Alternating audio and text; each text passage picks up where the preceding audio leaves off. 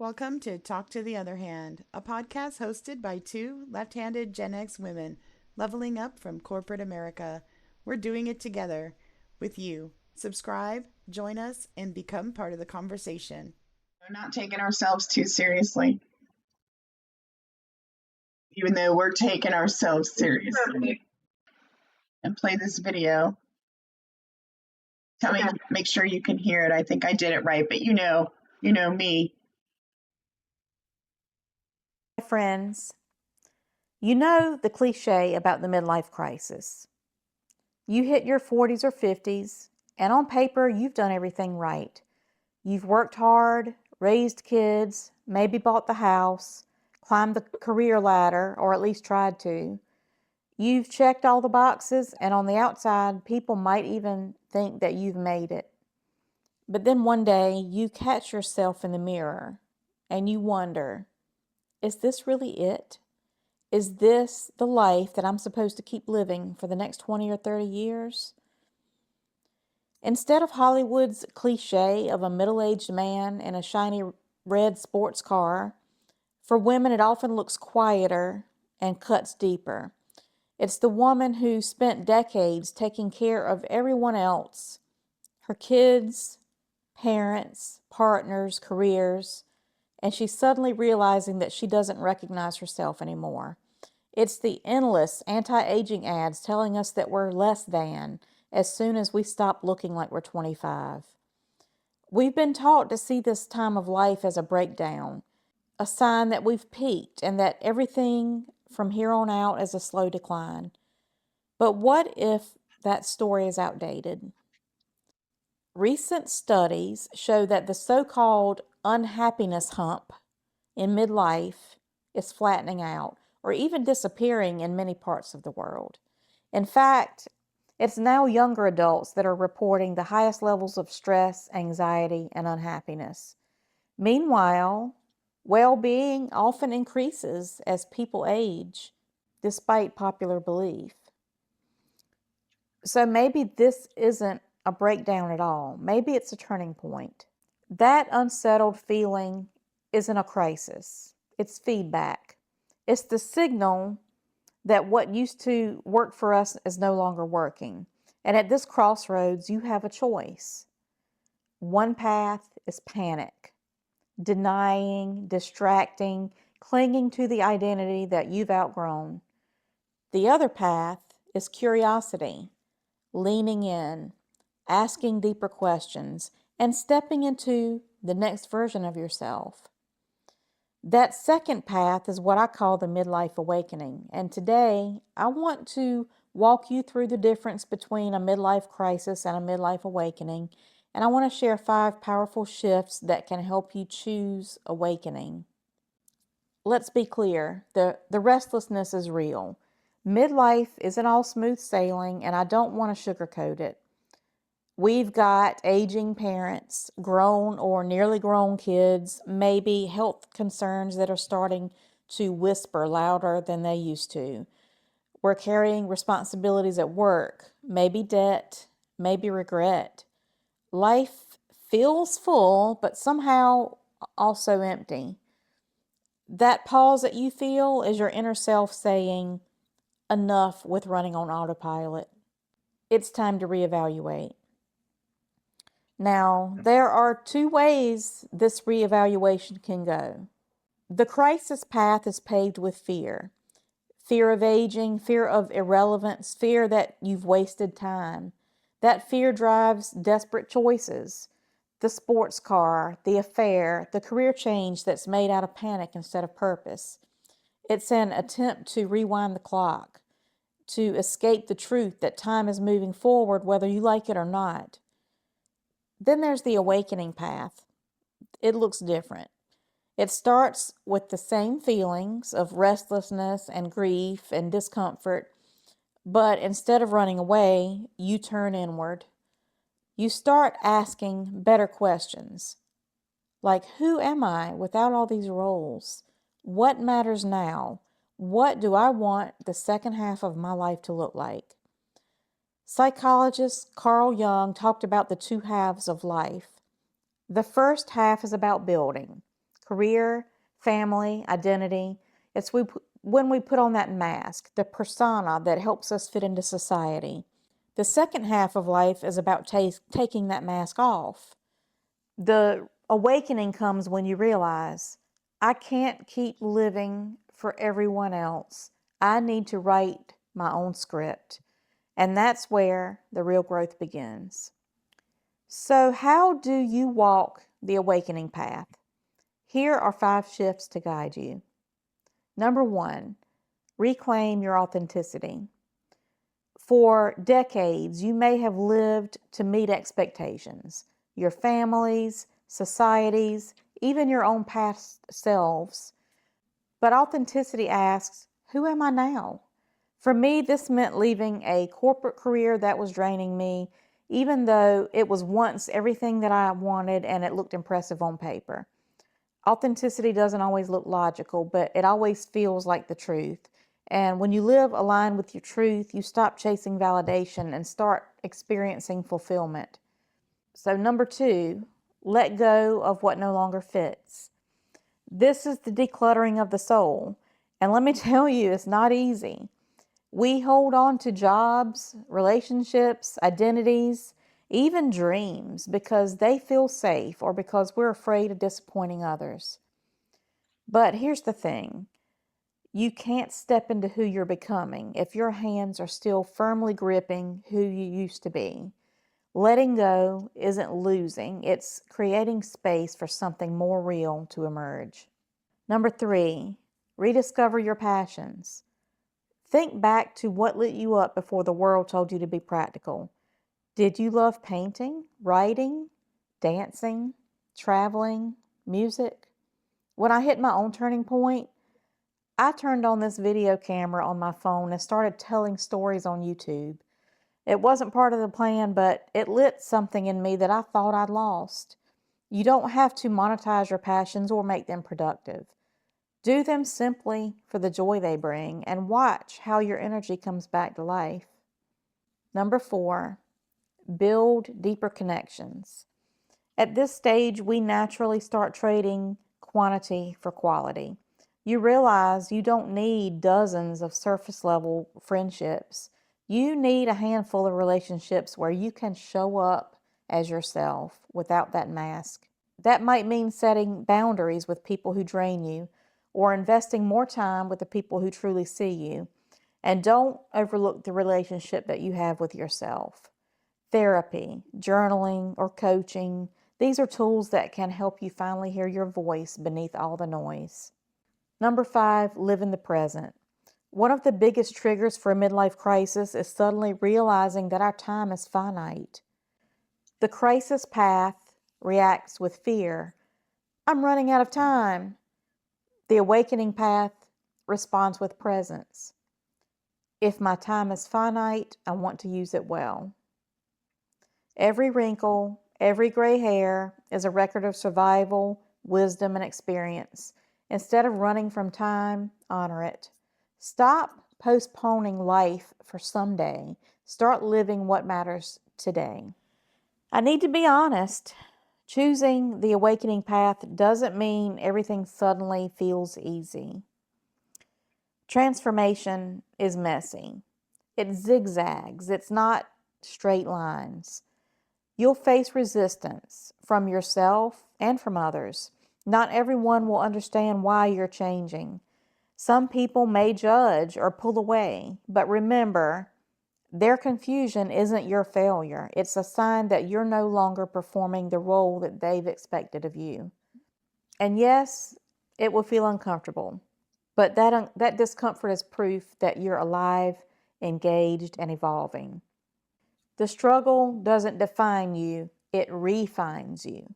It shapes you into someone who knows how to turn pain into wisdom and setbacks into strength. So let me ask you, are you in crisis or are you awakening? Drop your thoughts down in the comments. I'd love to hear your story. And if this message resonates with you, hit subscribe and stick around. My channel is all about turning life's hardest chapters into the foundation for your strongest ones. Midlife isn't a crisis that you're doomed to endure. It's an invitation to pause, reflect, and decide what comes next. You don't have to cling to who you were. You get to become who you are. So when you hit that mirror moment, remember, you're not at the end of the story. You're at the beginning of a brand new chapter. You can see this as decline, or you can see it as the rise. And the best part is that you get to choose. All right, get us back on there. What do you think? What would you first comment on? So this is a really nice kind of roadmap she lays out here with the 5 steps. I mean, they're probably 5 steps for anybody, right? But in this, she's couching it through life. Like, imagine if everybody lived an authentic life, let go of what doesn't fit, rediscovers their passion, builds deep connections, and live in the present. I mean, do that all the time, you're going to be happy regardless of what point of life. But I think there is definitely a fork in the road at this life. Yeah, I thought. I would say, Go ahead. go ahead. Well, I mean, Put out a stick. Like, what? Don't continue what makes you homicidal. mhm. Yeah, I think there was a couple moments in the video where I felt like it was definitely that reassuring feeling about what you just said. Like, just because it was like, corporate, she mentioned like the corporate job, and you feel like you've made it, and the reality is like you said, internally you might have felt homicidal or like suicidal or crazy or whatever. So it's not like it was comfortable anyway. I feel like that's helpful for people. You said it too, like with transformation. I really focused on that word at the end when she talked about it, just since we've done so much transformation stuff. Right. It's truly one of the handful of times I've thought about this whole moment in time as transformation. Even though that's obviously what it is, it's like when you're doing transformation for a company and you're going through the same thing. I mean, the same thing, right? It's still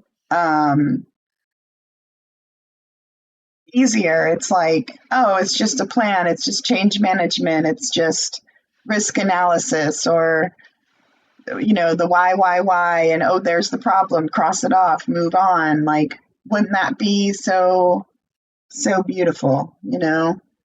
And it I guess it can be, and I think that's like with having you available to go through this with me, like in this way, it's like I'm excited because I know this is where we thrive together, and just hearing her say that makes me feel a calm in a way that it's manageable. We can put a plan on it, and navigate the journey that's going to be hard anyway.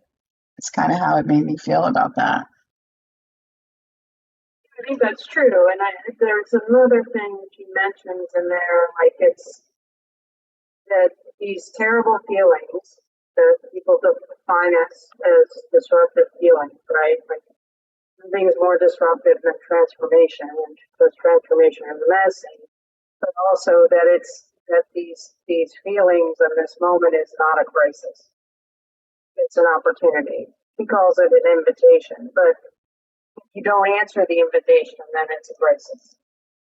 Because it's really like, and Oprah talks about this too, like you start to hear these little drops of hints of your internal voice saying, things have to change, however that presents.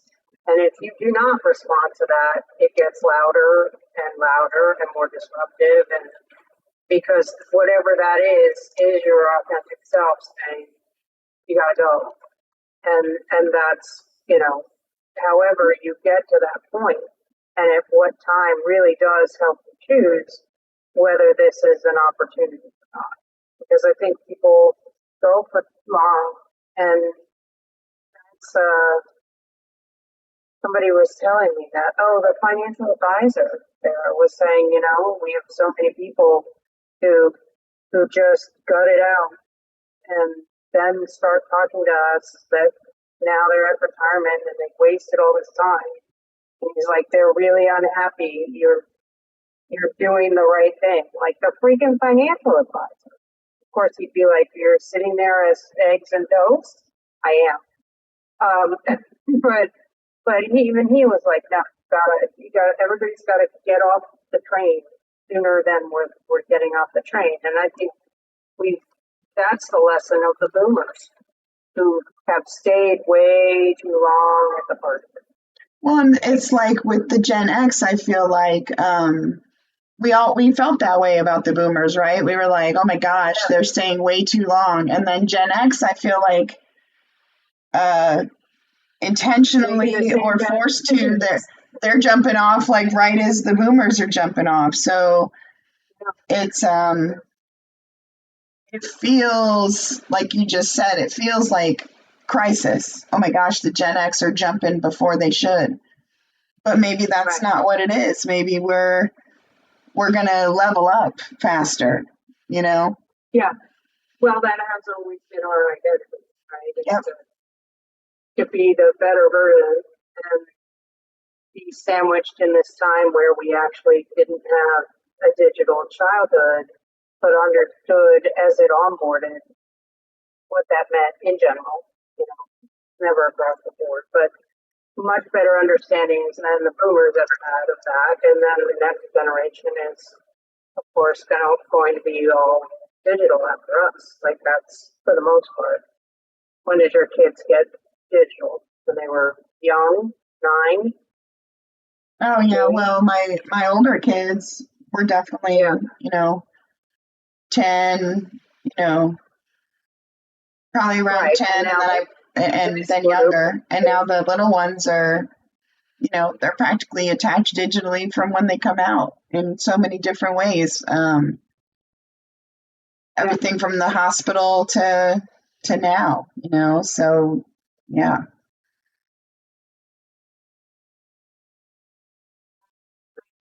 Yeah. But that's the thing. Like for them, these questions will be very, very different, I believe, because we would have fully moved from a knowledge-based economy to more of a skill-based economy, and then of course, all the other things that come with those changes that we can't even really predict at this point. But yeah, I think she hits a lot of things, but it's also, I think the thing that most related to me was you're not at the end of the story.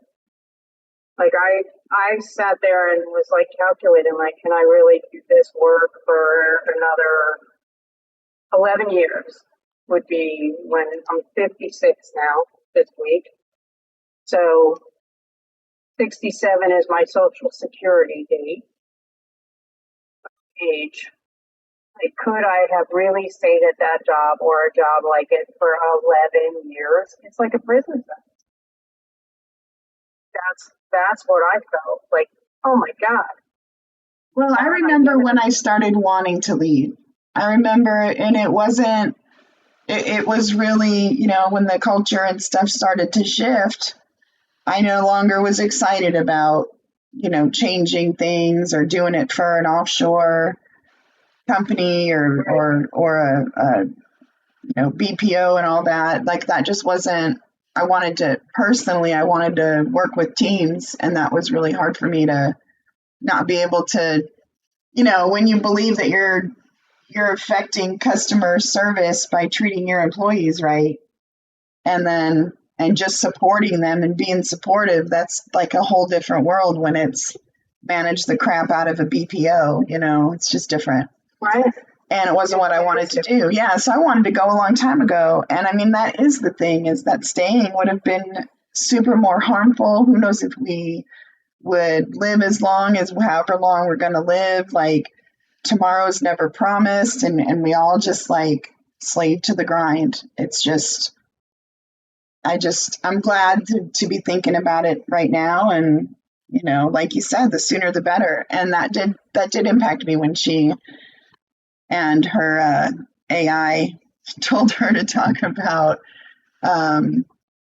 it's not the end, I think, and I mean, just after you work with Chat GPT enough, you just, there was lots of tells. That's one thing I was going to bring up when we watched her video last time is I don't think it's a terrible thing, but I do see that more and more there are people who couldn't get the essay together to sell their idea. They couldn't put the presentation together, and ChatGPT helps them do that. And so she probably could have, but she just had it bang out like a nice little thing for her that helped her give us 5 points to take away, and that kind of thing. There's a guy that I watch that is in like late in life, living in a RV, and it's very similar. He's taken his life's journeys and put it together into ChatGPT, and I think that'll help us also come up with things that you can't research that fast, or get that information that quickly. So I think that'll be really interesting to see how it helps with everybody's transformation, really. I mean, obviously it's helping her. I've had a technical difficulty submitting my taxes. I couldn't get the DocuSign to work. And while I was on hold with technical support, I went to AI and I gave them the same problem, and it told me how to solve it, and I had it solved before the person took me on hold. Like, if that's it, game over. Mm-hmm. Why didn't that person who put me on hold do that, first of all? And really, just ridiculous. It's just stupid. Oh, the cake just drank some coffee. It's just like a thing now where I fully expected that to come out of AI, what she gave. But after having watched the previous video and then seeing this one, as if it were a rework through AI, which is interesting. Like, she's been able to become more cohesive in what she's trying to offer. And yes. I'm not sure she ever would have gotten there without AI. 100%.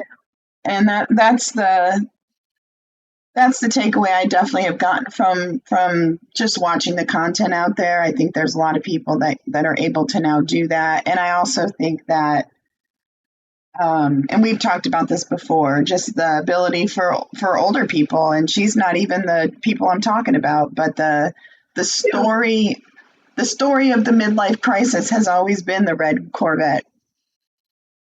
And the story of menopause, it's hot flashes, and it's emotional stuff, but there's so much more to the story. And I think that's the fun part, that it will come from it. And of course we're living in it, so we're paying more attention to it. But I think that story will be told, and especially for women. So it'll be, I think, super cool to be at the forefront of that. That's what I want to try to have an impact on anyway. Good on eggs and toast. Yeah, I mean, I kind of I think it's like talk to the other hand, right? Hey, we're not trying to be like all business professional or caring what you think about anything. Don't look at us and judge us for our wrinkles or whatever. Right. Takes that all away. I like it. If this gave you something to think about, stay with us. Next time we're slowing it down and taking inventory, looking at our lives honestly and grading where we really stand. We'll be doing it live and in recorded sessions, so you can take that step with us. Subscribe, join us, and we'll see you there.